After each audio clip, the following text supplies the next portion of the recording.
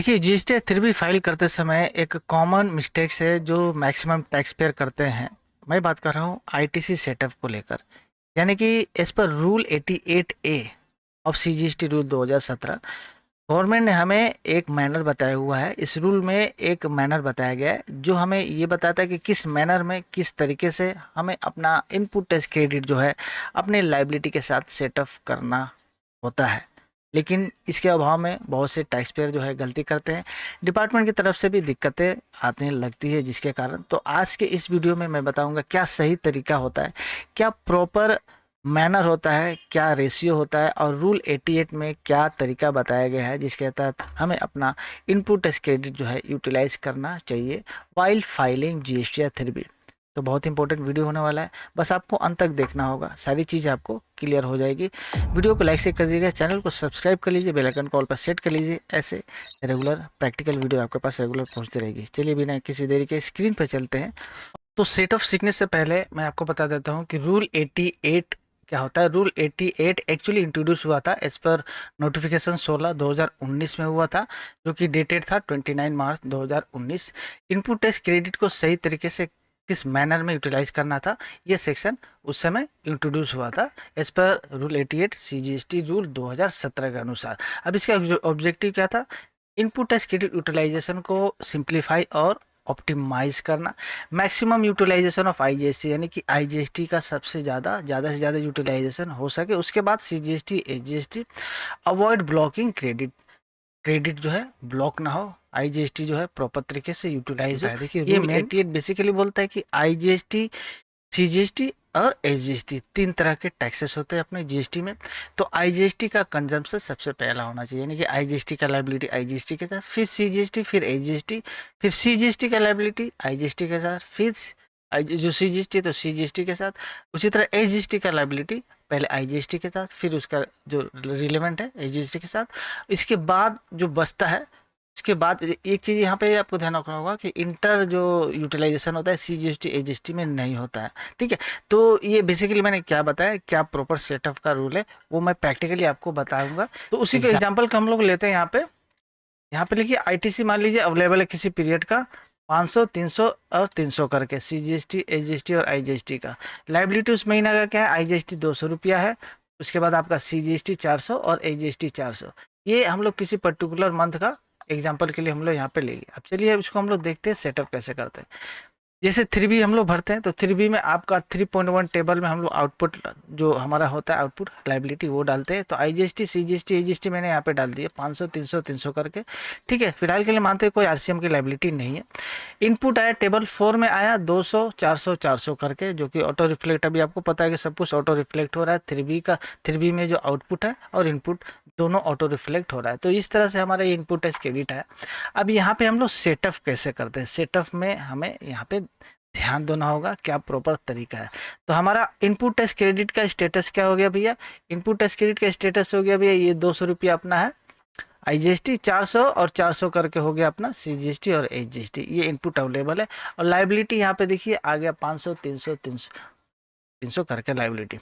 अब चलिए रूल 88 हमें जो बोलता है कि भैया आईजीएसटी का लाइबिलिटी पहले डिस्चार्ज करिए आईजीएसटी के साथ, फिर उसके बाद रिक्वायरमेंट होता है तो सीजीएसटी और एजीएसटी के साथ। अब सीजीएसटी एजीएसटी के साथ किसी भी मैनर में यूज़ कर सकते हैं आप, यहाँ पे ध्यान देना होगा। ये देखिए आप अगर इसको पढ़िएगा तो यहाँ पे लिखेगा may be utilize in any order CGST SGST, यानी आईजीएसटी के साथ आईजीएसटी यूटिलाइज करने के बाद जो बैलेंस रिक्वायरमेंट आएगा आप पास, उसको किसी भी मैनर में आप सीजीएसटी एजीएसटी के साथ यूटिलाइज कर सकते हैं।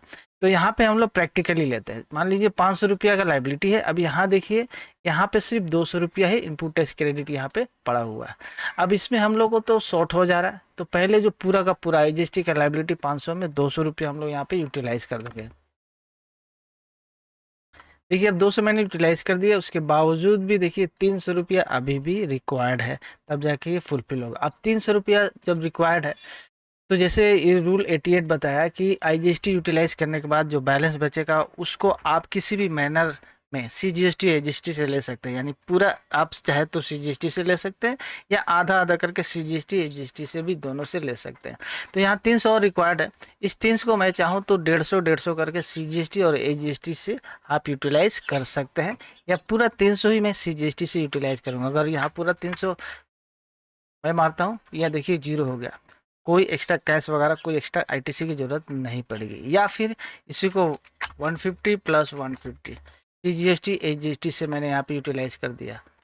मैं इसको और बढ़ा देता हूँ क्लैरिटी के लिए, ठीक है, आई होप आपको विजिबल होगा। तो यहाँ 150 करके मैंने डाल दिया, तो भी ये टोटल 500 का कंजप्शन हो गया। ये चीज़ आपको ध्यान देना होगा, ठीक है, कि यहाँ पे आप किसी भी मैनर में यूटिलाइज कर सकते हैं। अब CGST का 300 का लाइबिलिटी है, तो CGST का लाइबिलिटी का रूल 88 क्या बोलता है कि पहले CGST को IGST से एडजस्ट करिए, उसके बाद कोई रिक्वायरमेंट होता है तो आप उसको फिर CGST से एडजस्ट करिए। तो पहले IGST से हम लोग करते हैं, तो IGST से करते हैं तो यहाँ ध्यान दीजिए, मैंने 200 रुपया यहाँ पे महीना में कंज्यूम किया था, अवेल किया था, 200 हम लोगों ने यूटिलाइज कर लिया, कोई बैलेंस यहाँ नहीं पड़ा है, ऑलरेडी मैंने ऊपर में यूटिलाइज कर लिया, तो IGST का कोई बैलेंस नहीं पड़ा है, ठीक है, यहाँ 0 बैलेंस है। अब बचता है CGST को, अब CGST से ही यूज़ करना होगा। अब देखते हैं CGST का बैलेंस कितना है, तो यहाँ पे देखिए CGST का बैलेंस 250 ही पड़ा है, क्योंकि 400 रुपया का हमारा इस मंथ का इनपुट आया था, जिसमें से हम लोगों ने 150 रुपया यूटिलाइज कर लिया है ऊपर में IGST के साथ, तो बचा 250 रुपया।